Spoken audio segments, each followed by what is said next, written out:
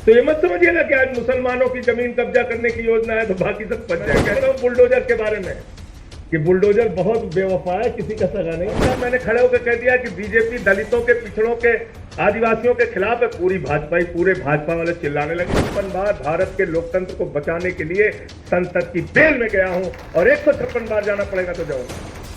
हड्डियां तोड़ सकते हो तो उसके जवाब में मैंने माइक तोड़ा है, लोगों को जगाने के लिए, आपको होश में लाने के लिए। पार्लियामेंट में मोदी अडानी भाई भाई देश बेच के खाई मलाई।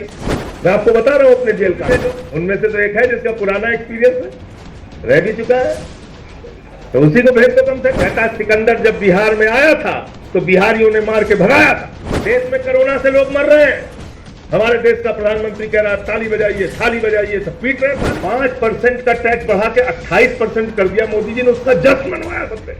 बोले जश्न मनाओ। अमित शाह का लड़का जैसा, जिसको बल्ला पकड़ना नहीं आता, वो बीसीसीआई का चेयरमैन बनेगा और हमारे घर का लड़का अग्निवीर बनेगा। 4 साल के ठेके पे आप भारत की सेना को रखेंगे। न्याय के सिद्धांत पर देश को लामबंद करना होगा, तभी इनको हराया जा सकता है। 2 साल तक तिरंगा झंडा नहीं फहराया अपने मुख्यालय पर, वो राष्ट्रवाद की बात करते हैं। यहाँ मौजूद मंच पर सभी सम्मानित अतिथिगण, आप सब, अभी मुझसे पहले आशुतोष जी ने और मित्तल साहब ने काफी बातें की हैं आपसे, तो अगर मौजूदा हालात के बारे में पूछें तो कहां से शुरू करें और कहां खत्म करें। वतन की जो हालत सुनाने लगेंगे तो पत्थर भी आंसू बहाने लगेंगे। वतन की जो हालत सुनाने लगेंगे तो पत्थर भी आंसू बहाने लगेंगे। अगर भीड़ में खो गई आदमियत तो उसे ढूंढने में जमाने लगेंगे। आदमियत का, इंसानियत का, मानवता का कत्ल किया जा रहा है। और बीजेपी को इसमें बड़ा मजा आता है कि अगर आप हिंदू मुसलमान की बात कीजिए, वो बहुत कंफर्टेबल है।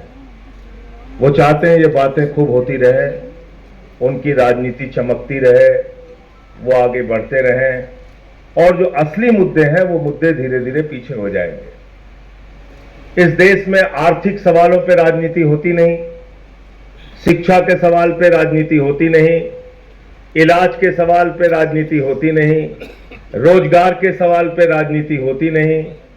किसान के सवाल पे एक राजनीति शुरू हुई, वो उसके लिए मैं देश के अन्नदाता किसानों को बहुत बधाई देना चाहता हूं। राजनीतिक दलों का उसमें बहुत कम योगदान था, इसे हमें ईमानदारी से स्वीकार करना चाहिए। लेकिन अगर हिंदू मुसलमान के नाम पे राजनीति होती है तो बीजेपी को बहुत मजा आता है इसमें, उनको बहुत फायदा है इसमें। अब इस राजनीति का जवाब क्या है, यह आपको सोचना पड़ेगा। और राजनीति को जब तक आप उस दिशा में मोड़ के नहीं लाएंगे तो फिर बीजेपी को रोकना कोई आसान काम नहीं है। आरएसएस की राजनीति को रोकना कोई आसान काम नहीं है। अभी गांधी जयंती के अंदर मैं भारतीय जनता पार्टी के इंटेलेक्चुअल लोगों के ट्वीट्स देख रहा था जो पीछे से वार करते हैं। आप याद रखिएगा, इनके सामने के चेहरे शायद कम आपको दिखते हैं, लेकिन जो पीछे के चेहरे वो बहुत खतरनाक है, बहुत ही ज्यादा खतरनाक। तो कैसी वीडियो चलाते थे ये देखिए, गांधी जी हैं, ये यहां रुकते थे, यहां आते थे, यहां जाते थे। इनके सादगी को मेंटेन करने में इतना पैसा खर्चा होता था। गांधी तो ये थे, गांधी तो वो थे, उनके चरित्र को लेकर तमाम सवाल। और याद रखिएगा, ये वही लोग हैं, ये वो विचारधारा हिंदुस्तान के अंदर काम कर रही है जिस विचारधारा से निकले हुए एक व्यक्ति नाथूराम गोडसे ने गांधी की हत्या की थी। उसी विचारधारा के लोग आज संविधान और लोकतंत्र की हत्या कर रहे हैं। ये कोई सामान्य लोग नहीं है, इनसे लड़ने के लिए बहुत दिमाग की जरूरत है। अब 1 नेशन 1 इलेक्शन की बात कह रहे हैं, आशुतोष जी अभी कह रहे थे। मैं तो कह रहा हूं इस देश में एक नारा चाहिए, 1 नेशन 1 डीलर। एक ही आदमी है जो नेता है ही नहीं। किसी गलतफहमी में नहीं रहना चाहिए आप लोगों को कि भारत का प्रधानमंत्री देश का नेता है और देश के लिए काम कर रहा है। भारत का प्रधानमंत्री देश के लिए नहीं, अपने दोस्त के लिए काम कर रहा है, इंडिया के लिए नहीं, अडानी के लिए काम कर रहा है। और ये प्रमाण के साथ मैं कह सकता हूं, आप सारी योजनाएं उठा के देख लीजिए। रेल उठा के अडानी को, सेल उठा के अडानी को, गैस, बिजली, पानी, सड़क, पोर्ट, एयरपोर्ट, सारा हिंदुस्तान एक आदमी के नाम करते जा रहे हैं और कोई सवाल पूछने वाला नहीं। एक व्यक्ति को 2.5 लाख करोड़ रुपए का कर्जा मिला है, 2.5 लाख करोड़ रुपए का। जीरो लगाते लगाते आप थक जाएंगे। आपको 2.5 लाख रुपए का अगर कर्जा चाहिए अपने बच्चे की पढ़ाई के लिए या रेडी पे दुकान लगाने के लिए, तो आपके चप्पल घिस जाएंगे, इतने कागज आपसे मांगे जाएंगे, आपको देते देते मुश्किल हो जाएगी। लेकिन एक व्यक्ति जो नरेंद्र मोदी का दोस्त है, उसको 2.5 लाख करोड़ रुपए का कर्जा मिला हुआ है, 2.5 लाख करोड़ रुपए का। अभी मैंने पार्लियामेंट में एक लिस्ट पढ़ी और वो लिस्ट मुझे लोकसभा में मिली थी, लोकसभा के एक जवाब से मिली थी। लोकसभा के एक सांसद ने पूछा कि इस देश के पूंजीपतियों का कितना कर्जा आपने माफ किया है एनसीएलटी के जरिए। एक इन्होंने ट्रिब्यूनल बनाया है, नेशनल कंपनी लॉ ट्रिब्यूनल, उसमें लोन का सेटलमेंट करते हैं और 5,40,000 करोड़ रुपए 43 कंपनियों का बाकी था, 3,53,000 करोड़ रुपए माफ कर दिया गया। 3,53,000 करोड़ रुपए। क्या हो रहा है इस देश में? कहीं किसी को पता भी नहीं है ये मुद्दे। 3,53,000 करोड़ रुपए इस देश की तरक्की में लग जाए, रोजगार में लग जाए, शिक्षा में लग जाए, इलाज में लग जाए, हिंदुस्तान दुनिया के नंबर 1 के देशों की लड़ाई में आगे आ जाएगा। लेकिन उस पे बात नहीं होती, आर्थिक मुद्दों पे बात नहीं होती, घुमा फिरा के हिंदू मुसलमान का मुद्दा, जिसमें बीजेपी बहुत कंफर्टेबल है।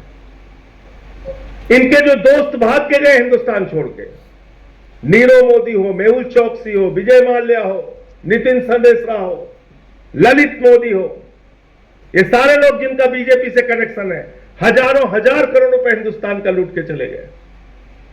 इन सवालों पे कोई आंदोलन नहीं होता, कोई बातचीत नहीं होती। आज मैं एक ही बात कहने के लिए आया हूं कि अगर मौजूदा हालात में किसी एक चीज से आप भारतीय जनता पार्टी की राजनीति को खत्म कर सकते हैं, उनकी नफरत की राजनीति पे ताला लगा सकते हैं, तो वो है सिर्फ और सिर्फ सामाजिक न्याय की राजनीति, सोशल जस्टिस की राजनीति। उसके बगैर आप इस पे ताला नहीं लगा सकते और उसमें सबको आप इकट्ठा कर सकते हैं। जब आप सामाजिक न्याय की बात करते हैं तो आदिवासी की भी बात होगी, जब आप सामाजिक न्याय की बात करते हैं तो दलितों की भी बात होगी, पिछड़ों की भी बात होगी, मुसलमानों की भी बात होगी, बौद्धों की भी बात होगी, सिखों की भी बात होगी, अल्पसंख्यकों की भी बात होगी।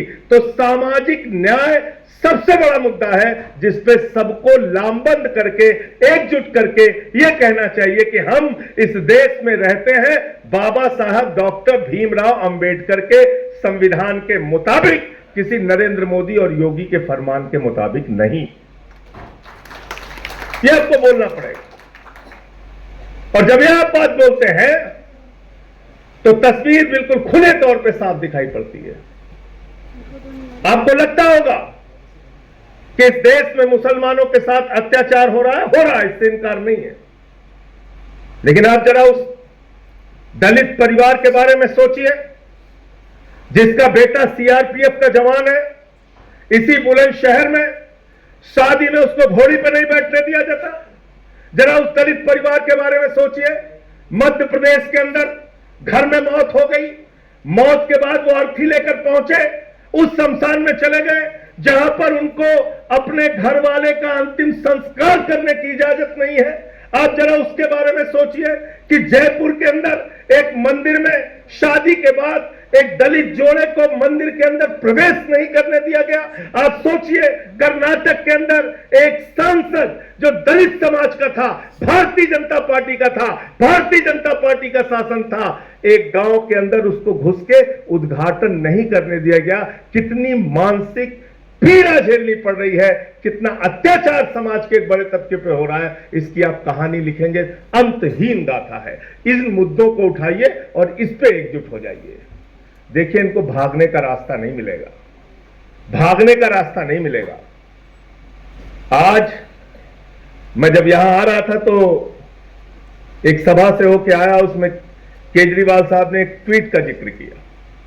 भारतीय जनता पार्टी के एक नेता हैं, उत्तर प्रदेश के ऊर्जा मंत्री हैं, वो अपने ट्वीट में लिख रहे हैं, हरामी के पिल्ले, हरामजादे, ऐसी भाषा का इस्तेमाल, ऐसी भाषा का इस्तेमाल बीजेपी का मंत्री कर रहा है अपने ऑफिशियल हैंडल से। यह हो रहा है इस देश के अंदर। खुली छूट है नफरत फैलाने की, समाज को बांटने की।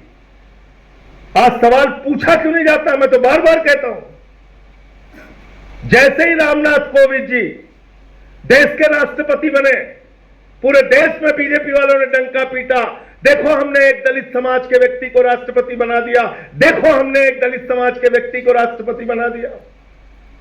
लेकिन जब राम मंदिर का शिलान्यास हो रहा था तो बीजेपी अपनी मानसिकता से बदली नहीं। उन्होंने कहा मोदी जी जाएंगे, योगी जी जाएंगे, राज्यपाल आनंदीबेन पटेल जाएंगी। मैं सवाल पूछना चाहता हूं इस सभा में, जब योगी जी मुख्यमंत्री के तौर पे जा सकते हैं, उनके साथ राज्यपाल आनंदीबेन पटेल जा सकती हैं, देश के प्रधानमंत्री नरेंद्र मोदी जा सकते हैं, तो देश के राष्ट्रपति रामनाथ कोविंद क्यों नहीं जा सकते? क्योंकि वो दलित समाज के हैं, उनसे मंदिर का शिलान्यास नहीं कराया जाएगा। ये सवाल पूछना पड़ेगा कि आजादी के इतने साल के बाद भी जब मंदिर का उद्घाटन होता है तो भारत के प्रधानमंत्री जाते हैं, योगी जी जाते हैं, राज्यपाल जाते हैं, लेकिन देश की मौजूदा राष्ट्रपति श्रीमती द्रौपदी मुर्मू जी नहीं जाती, क्योंकि वो आदिवासी समाज से हैं। ये सवाल तो पूछना पड़ेगा।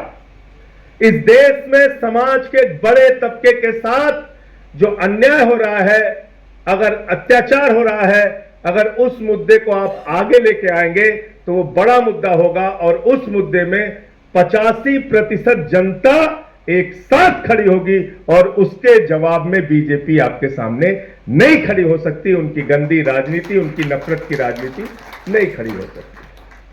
अभी जैसे वक्फ का सवाल है, मैं जेपीसी का मेंबर भी हूं, ऐसे ऐसे उसमें क्लास लिखे हैं, आप देखेंगे हैरान हो जाएंगे। ऐसे ऐसे क्लास डाल दिए हैं। तो ये मत समझिएगा कि आज मुसलमानों की जमीन कब्जा करने की योजना है तो बाकी सब बच जाएंगे, नहीं।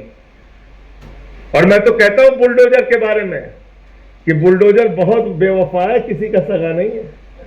छतरपुर में मुसलमान के घर पे चला, फिर नोएडा में त्यागी जी के घर पे चला, फिर त्यागी जी ने आंदोलन किया तो बंसल जी के घर पे चला, फिर अयोध्या में चला, फिर काशी में मंदिरों पे चला बुलडोजर। आप सोचिए कि अगर नरेंद्र मोदी ने जिस तरीके से लगभग 300 मंदिर काशी में तोड़े हैं, मैंने उसके लिए आंदोलन भी किया था, अगर ये काम किसी और दूसरे नेता ने किया होता बवाल हो जाता देश भर में। लेकिन देश के प्रधानमंत्री की कॉन्स्टिट्यूएंसी में 300 से ज्यादा मंदिर तोड़े गए। हो रहा है इस देश के अंदर। तो इसलिए मुझे लगता है कि व्यापक मुद्दों को, बड़े मुद्दों को, धर्म के नाम पर भेदभाव, जाति के नाम पे भेदभाव, भाषा के नाम पे भेदभाव, जहां जहां भेदभाव हो रहा है और जितने लोग उस भेदभाव से पीड़ित हैं, सबको एकत्रित कीजिए, सबको इकट्ठा कीजिए, और तब मुझे लगता है कि एक बड़ा आंदोलन इनके खिलाफ खड़ा किया जा सकता है। निश्चित रूप से सही कहा कि इनका कोई राष्ट्रीय आंदोलन में योगदान नहीं है। रोज सर्टिफिकेट मांगते रहते हैं जावेद अली से।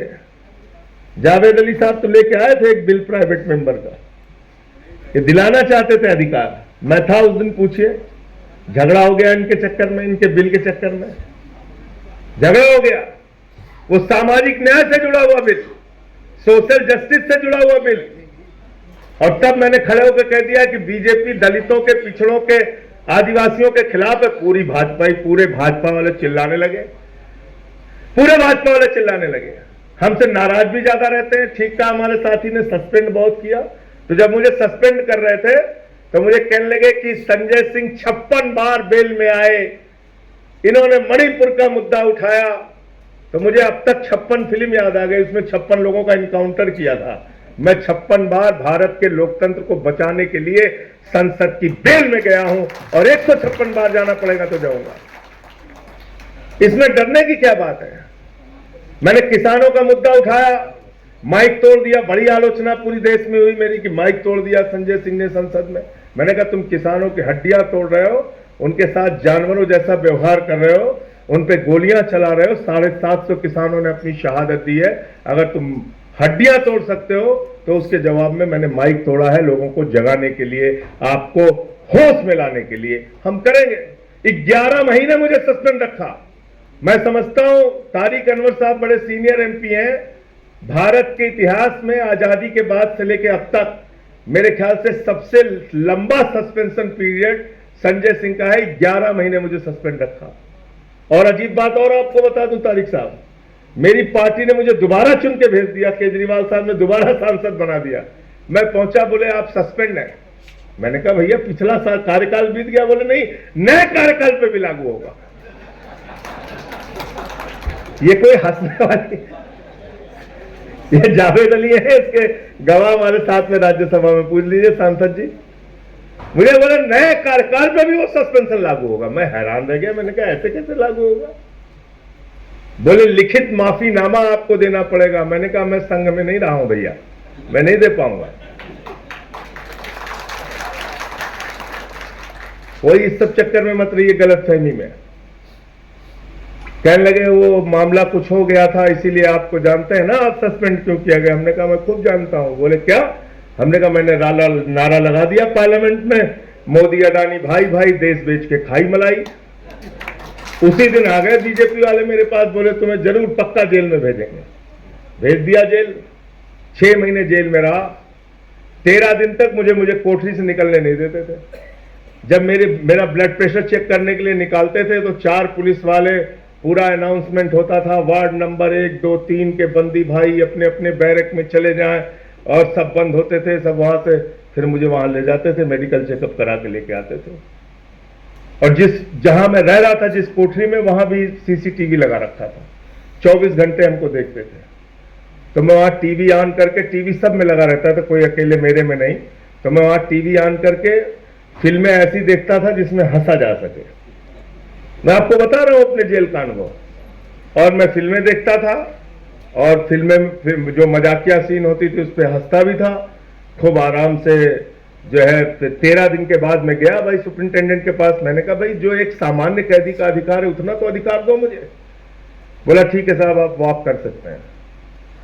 तो मैं पुलिस के अधिकारियों से उनसे मिलता था, तो उनको ये रहता था कि ये दुखी क्यों नहीं हो रहे हैं। मैंने कहा किस बात के लिए दुखी होना है? बोले नहीं, आप तो बड़े मजे से जेल काट रहे हैं। हमने कहा ऐसे मजे से बोलो, मोदी जी भी आके काटे हमारे साथ। इतना ही मजा अगर आ रहा है तो आए, वो लोगों को भी भेजो। उनमें से तो एक है जिसका पुराना एक्सपीरियंस है, रह भी चुका है, तो उसी को भेज दो कम से कम। कहने लगे नहीं, वो ऊपर सब रिपोर्ट जाती है कि एकदम इनके ऊपर तो कोई फर्क ही नहीं पड़ रहा है। तो जो भी उनको लगा हो, फिलहाल 6 महीने में मुझे जमानत मिल गई। अब मुझे ये कहा भी गया कि मैं अपने केस के बारे में ना बोलूं, तो मैं अपने केस के बारे में नहीं बोलता, लेकिन पूरी दुनिया के केस के बारे में बोलता हूं। कोई मुझे उसमें दिक्कत नहीं है। लेकिन एक बात जो मोटे तौर पे आई है सामने कि भाई डरना नहीं है, तो डरना नहीं है तो ठीक है, लेकिन बहुत दिमाग से काम भी करना है। ऐसे फ्रॉड लोगों से इस समय पाला पड़ गया है। इतने कॉन्फिडेंस से तारिक अनवर साहब सच नहीं बोल सकते जितने कॉन्फिडेंस से मोदी झूठ बोलता है, पूरे कॉन्फिडेंस के साथ। बताइए, कहता सिकंदर जब बिहार में आया था तो बिहारियों ने मार के भगाया था। तो तारिक अनवर साहब इतिहास की किताब पलटने लगे, बोले सिकंदर तो कभी बिहार में आया ही नहीं। फिर कहने लगे कि भारत की आबादी 600 करोड़ है, उनके बीच से मैं जीत के आता हूं। मैंने कहा 144 करोड़ से तो निपट नहीं पा रहे हो, 600 करोड़ आबादी।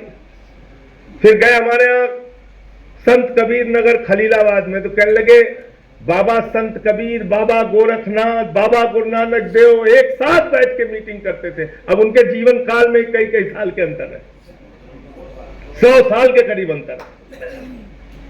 तो इतने कॉन्फिडेंस से बोले गैस से, नाली के गैस से चाय बना लीजिए आप लोग। कोई भी मूर्खता की बात है, पूरे कॉन्फिडेंस के साथ देश में कोरोना से लोग मर रहे हैं, हमारे देश का प्रधानमंत्री कह रहा है ताली बजाइए, थाली बजाइए, सब पीट रहे हैं थाली। बड़े बड़े स्टार, पढ़े लिखे लोग, साइंटिस्ट, आईआईटीएन, प्रोफेसर, रतनलाल जी इसमें नहीं थे शामिल।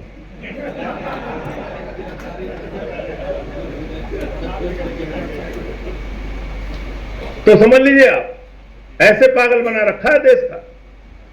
थाली बजा रहे हैं सब कोरोना में, और बड़े बड़े स्टार वीडियो बना के देखिए, मोदी जी हमने थाली बजाया, हमने ताली बजाया, ये हो रहा। बड़े बड़े स्टार, किसका नाम लिया जाए, किसका नाम लिया जाए? ऐसे देश की हालत कर दी। और नाम ऐसा शानदार देते हैं कि जब मतलब जीएसटी लागू किया इस देश में, सोचिए आप, बोले रात में 12 बजे भारत के अंदर एक नई आजादी का उदय होने जा रहा है। पूरा देश नई आजादी के उदय में लग गया। अब बोले लता मंगेशकर का गाना आप सुनिए, अमिताभ बच्चन को देखिए, रात में 12 बजे जीएसटी पास होगी। मतलब इस देश ने 5% का टैक्स बढ़ा के 28% कर दिया। मोदी जी ने उसका जश्न मनवाया सबसे। बोले जश्न मनाओ, सब लोग मना रहे हैं, जश्न मना रहे हैं। जो आदमी ये कहता है 50 दिन मेरे भाइयों बहनों दीजिए, नोटबंदी किया हूं, अगर इसका फायदा आपको नजर नहीं आया, किसी चौराहे पे मुझे खड़ा करके गोली मार दीजिए। इतनी अतिवादी बातें बोलना। इतना काला धन लाएंगे, 15 लाख हर खाते में जमा हो जाएगा। हमारे यहां मथुरा में घटना में एक लड़का पकड़ के थाने में पीटने लगे, 8 लाख रुपए का कर्जा था। उसने थानेदार से कहा कि अब होशियार हो जाना थानेदार साहब, अब आगे मत मारना, 15 लाख आ रहा है, 8 लाख दे देंगे, 7 लाख आपको, उसमें से कुछ पैसा भी दे देंगे। ये हालत कर रखी है इस देश की। इसलिए आपके मुद्दे पे तो बात होती नहीं, ना रोजगार पे। नाम भी बहुत तगड़ा तगड़ा, जैसे अग्निवीर, बहुत शानदार बड़ा सा नाम दे दिया। बोले अग्निवीर बन जाओ सब लोग, अग्निवीर बनिए। और मुझसे बीजेपी वाले कहने लगे, कह रहे मतलब आप अग्निवीर को कमजोर समझ रहे हैं। हमने कहा मैं बहुत मजबूत समझ रहा हूं, जितने बीजेपी के सांसद हैं सबके लड़कों को अग्निवीर बनाओ, सबको बनाओ अग्निवीर। अमित शाह का लड़का जैसा, जिसको बल्ला पकड़ना नहीं आता, वो बीसीसीआई का चेयरमैन बनेगा, और हमारे घर का लड़का अग्निवीर बनेगा। 4 साल के ठेके पे आप भारत की सेना को रखेंगे, और उसके बाद आप राष्ट्रवादी भी हैं।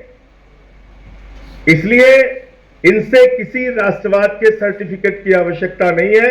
मैं फिर दोहरा रहा हूं, बीजेपी की सांप्रदायिक राजनीति का सामना करने के लिए, बीजेपी की नफरत की राजनीति का सामना करने के लिए, बीजेपी की डिवाइड एंड रूल राजनीति का सामना करने के लिए, बीजेपी की बांटो और राज करो की नीति का सामना करने के लिए सामाजिक न्याय के सिद्धांत पर देश को लामबंद करना होगा, तभी इनको हराया जा सकता है। वरना तो रोज धर्म खतरे में पड़ा रहता है, किसी न किसी का धर्म रोज खतरे में पड़ा रहेगा। इसका कोई समाधान नहीं। इसका समाधान एक ही है, सोशल जस्टिस। उस मुद्दे पे बात कीजिए। जब आप इनसे कास्ट सेंसस पे बात करेंगे, ये दौड़ के भागेंगे। इससे आप जातीय जनगणना पे बात कीजिए, संविधान पे बात कीजिए, दौड़ के भागेंगे। ये आपके सामने टिक ही नहीं सकते, कभी नहीं टिक सकते। और राष्ट्रवाद की तो कभी कोई इनसे बात करने की जरूरत, जिन लोगों ने 53 साल तक तिरंगा झंडा नहीं फहराया अपने मुख्यालय पर, वो राष्ट्रवाद की बात करते हैं। वो लोग राष्ट्रवाद की बात करते हैं जिन्होंने पठानकोट में आईएसआई को बुला के जांच कराई। तो इसलिए इसका जवाब सिर्फ और सिर्फ सामाजिक न्याय की लड़ाई है, सोशल जस्टिस की लड़ाई है। और उसमें 85% देश का जनमानस जो आज अपने अपने अधिकारों के लिए लड़ रहा है, उसको एक साथ लाना पड़ेगा। और ऐसे में ये जो गैर राजनीतिक संगठन है, इनकी बड़ी भूमिका है, क्योंकि राजनीतिक संगठनों के साथ एक समस्या ये आती है कि जैसे ही आप कोई बात करते हैं, वो जोड़ लिया जाता है कि भाई ये राजनीतिक है।